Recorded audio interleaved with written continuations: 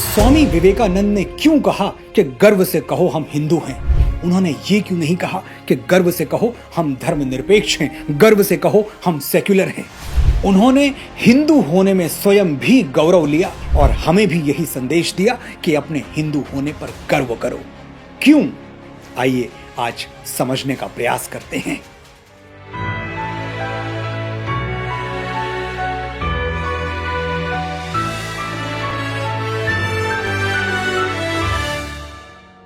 स्वामी विवेकानंद, इस नाम को किसी अनुमोदन या किसी विज्ञापन की जरूरत नहीं है। फिर भी मैं कुछ युग पुरुषों के कथन से अपनी बात शुरू करना चाहता हूं। गुरुदेव रविंद्रनाथ टैगोर कहते हैं, यदि भारत को जानना है तो स्वामी विवेकानंद को पढ़ो। महात्मा गांधी कहते हैं, स्वामी विवेकानंद जी को पढ़ने के बाद भारत के प्रति मेरी भक्ति 1000 गुना बढ़ गई। भगिनी निवेदिता कहती हैं, स्वामी विवेकानंद संघनित भारत हैं, कंडेंस्ड इंडिया। सुभाष चंद्र बोस कहते हैं, अगर स्वामी विवेकानंद जीवित होते तो आज मैं उनके चरणों में बैठा होता। जिस महापुरुष के बारे में ये सब बातें कही गई, वो क्या कहते थे जानते हैं? स्वामी विवेकानंद कहते थे, गर्व से कहो हम हिंदू हैं। सर्वधर्म समभाव में विश्वास रखने वाले विवेकानंद, भारत भूमि को दुनिया के हर धर्म की शरणस्थली मानने वाले विवेकानंद ने यह क्यों नहीं कहा कि गर्व से कहो हम धर्मनिरपेक्ष हैं, गर्व से कहो हम सेक्युलर हैं? उन्होंने हिंदू होने में स्वयं भी गौरव लिया और हमें भी यही संदेश दिया कि अपने हिंदू होने पर गर्व करो। क्यों? आइए आज समझने का प्रयास करते हैं। हिंदुत्व क्या है, ये जानने से पहले ये समझ लीजिए कि हिंदुत्व क्या नहीं है। हिंदुत्व हिंदुइज्म नहीं है। हिंदुइज्म 19वीं सदी के मध्य में अमेरिका में इज्म, ये एक सफिक्स है, एक प्रत्यय जिसका इस्तेमाल रैडिकल उग्र धारणाओं के लिए किया जाता था। ये एक अपमानजनक शब्द हुआ करता था। इस शब्द से ही उग्रवाद की गंध आती है, एक्सट्रीमिज्म की बू आती है। आमतौर पे इज्म का प्रयोग कहां होता है? देखिए, Marxism, fascism, communism, secularism, socialism, communalism इत्यादि। इज्म का अर्थ है वाद। वाद यानी एक थ्योरी, एक धारणा, एक सिद्धांत जो कुछ लोग सही समझते हैं, जरूरी नहीं कि वो सबके लिए सही हो। जहां वाद है वहां प्रतिवाद भी होगा, उस धारणा का विरोध भी होगा। भारत के साथ सबसे बड़ा अनर्थ हम ये कर सकते हैं कि इंडियनिज्म की बात करने लग जाएं। भारतवाद, ये एक शब्द भारतवर्ष की पूरी अवधारणा को ही छोटा करके रख देगा। इसलिए हम इंडियननेस की बात कर सकते हैं, भारतीयता की बात कर सकते हैं, लेकिन भारतवाद जैसा शब्द कभी प्रयोग नहीं किया जाता। अब त्रासदी ये है कि बड़ी आसानी के साथ हम हिंदुत्व को ट्रांसलेट करके हिंदुइज्म लिख देते हैं। हिंदुत्व अपने आप में एक पूर्ण शब्द है, इसे किसी अनुवाद की कोई जरूरत नहीं है। हिंदुत्व हिंदूवाद नहीं है। हमारा किसी के साथ कोई विरोधाभास नहीं है, कोई झगड़ा नहीं है, हम उग्र नहीं हैं, बल्कि हम स्वयं में संपूर्ण हैं। इसलिए आज के बाद हिंदुइज्म कह के हम हिंदुत्व को छोटा नहीं करेंगे। ये बात हमें गांठ बांध लेनी चाहिए। यहां भी वही गलती हुई, धर्म को ट्रांसलेट करके रिलीजन लिख दिया गया। क्या अंतर है रिलीजन और धर्म में, ये समझते हैं। रिलीजन एक पंथ है, पूजा पद्धति, जैसे रोजा रखना, नमाज पढ़ना, सैक्रामेंट्स फॉलो करना, चर्च जाना, संडे मास अटेंड करना। ये सब किए बिना आप रिलीजियस नहीं हो सकते। क्या नमाज पढ़े बिना और कुरान पर ईमान लाए बिना कोई मुसलमान हो सकता है? नहीं। क्राइस्ट और बाइबल पर विश्वास किए बिना कोई क्रिश्चियन हो सकता है? नहीं। लेकिन भगवत गीता को ना मान के भी आप हिंदू हो सकते हैं। ब्रह्मा, विष्णु, महेश, राम, कृष्ण, दुर्गा और काली में विश्वास ना रख के भी आप हिंदू हो सकते हैं। चारवाक के सिद्धांत में विश्वास रखने वाले हिंदू ईश्वर और आत्मा को झूठ मानते हैं, किसी बात पर विश्वास नहीं रखते, लेकिन फिर भी वो हिंदू हैं। उन्हें हिंदू समाज ने अछूत या अधर्मी नहीं माना। यानी हिंदुत्व पूजा पद्धति नहीं, जीवन शैली है। और जीवन शैली ही धर्म है। धारयति इति धर्मः, जो धारण करने योग्य हो वही धर्म है। और क्या है धारण करने योग्य? मनुस्मृति में 10 तत्व बताए गए हैं जो हमें सनातनी या हिंदू बनाते हैं। धृति क्षमा दमोस्तेयम शौचमिंद्रिय निग्रह धीर विधा सत्यम क्रोधा दशकम धर्म लक्षणम।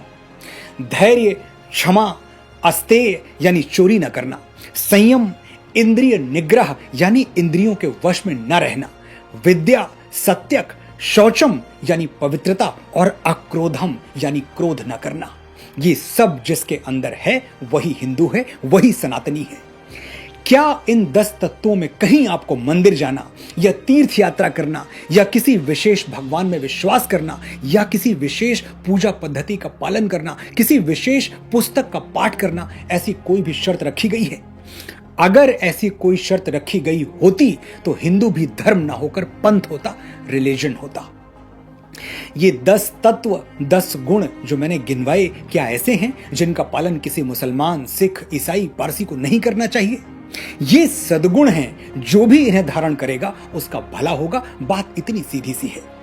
इसलिए मैं बार बार ये कहता आया हूं कि हिंदू धर्म किसी के विरुद्ध नहीं है, बल्कि ये सुख शांति के साथ एक निष्कलंक जीवन जीने का मैनुअल है। धर्म की एक और झांकी देखिए।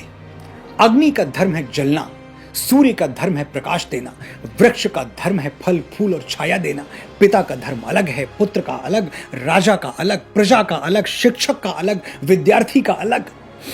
धर्म यानी अपने अस्तित्व को मर्यादित रखना। मानव मात्र का धर्म क्या है? मानवता। 11 सितंबर 1893 को स्वामी विवेकानंद ने शिकागो की धर्म संसद में हिंदू धर्म को मानव धर्म कहा था और स्वामी जी का ये एक वक्तव्य हिंदू धर्म के विशाल हृदय की, उसके अंदर निहित मानव प्रेम की, करुणा की पुरजोर गवाही देता है। संत तुलसीदास मानस में लिखते हैं, परहित सरिस धर्म नहीं भाई, पर पीड़ा नहीं सम अधमाई।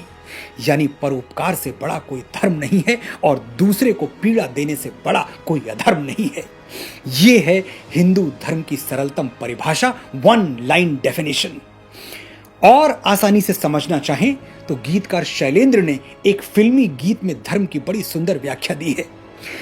किसी की मुस्कुराहटों पे हो निसार, किसी का दर्द मिल सके तो ले उधार, किसी के वास्ते हो तेरे दिल में प्यार, जीना इसी का नाम है।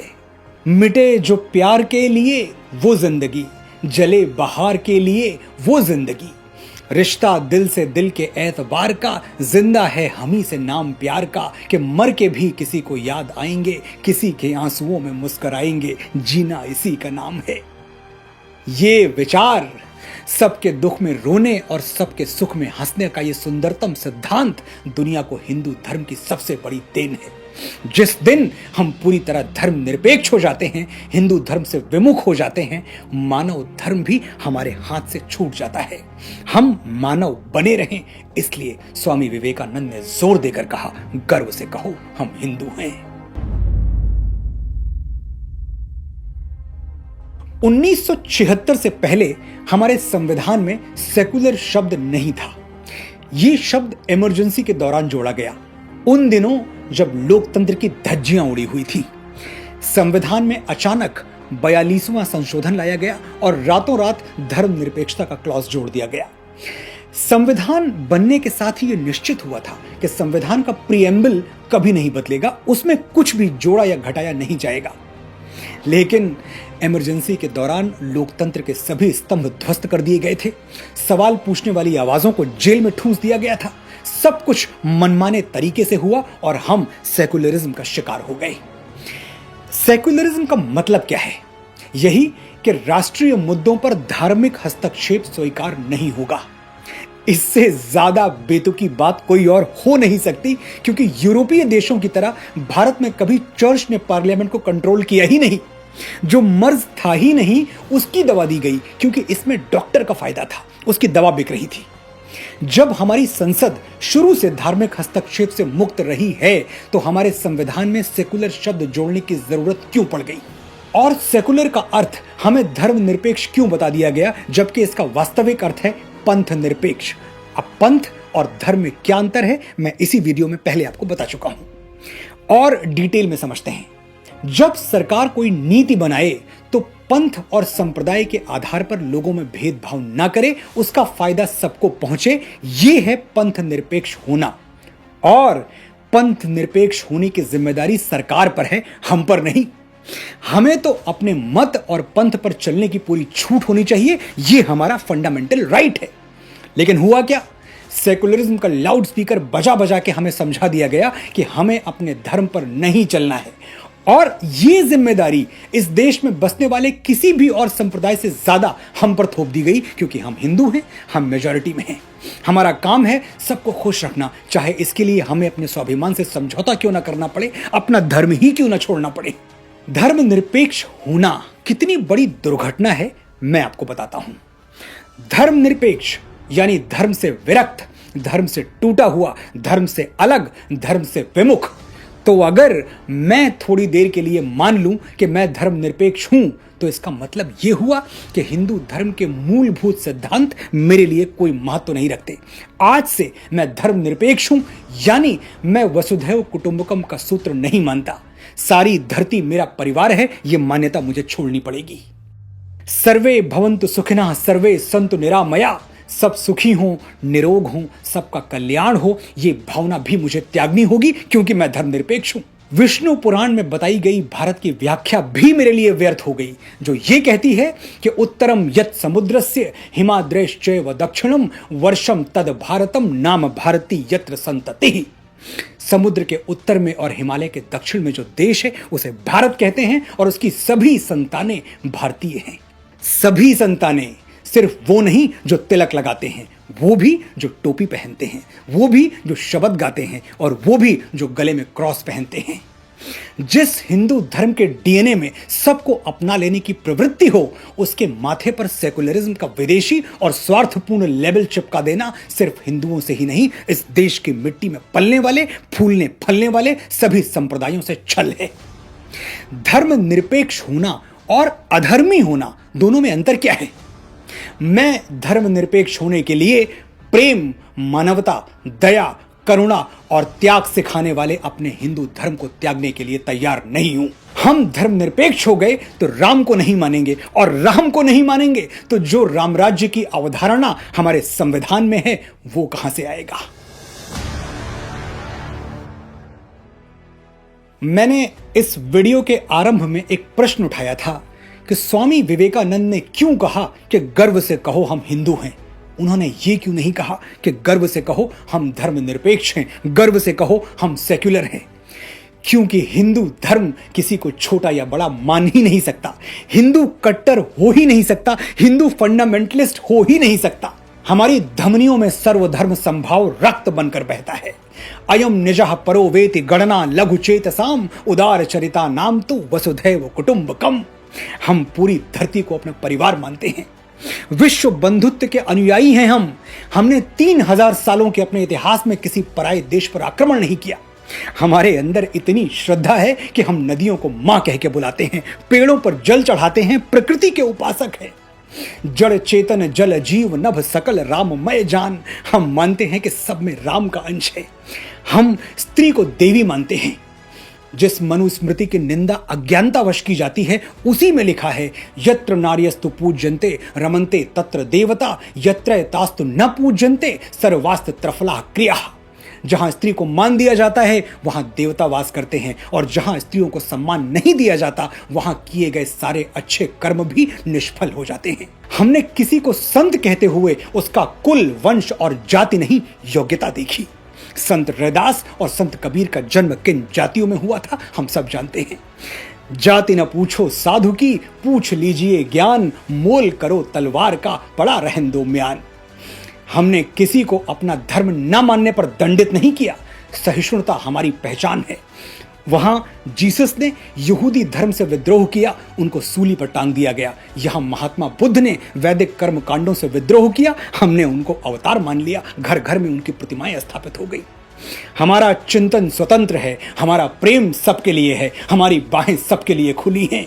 स्वामी विवेकानंद हिंदू धर्म की आत्मा से परिचित थे, इसीलिए कहते थे गर्व से कहो हम हिंदू हैं। मैं भी जीवन भर स्वामी जी का ये अमृत वाक्य दोहराता रहूंगा और रग रग हिंदू मेरा परिचय गाता रहूंगा। भारतवर्ष की जय, मेरे सनातन धर्म की जय।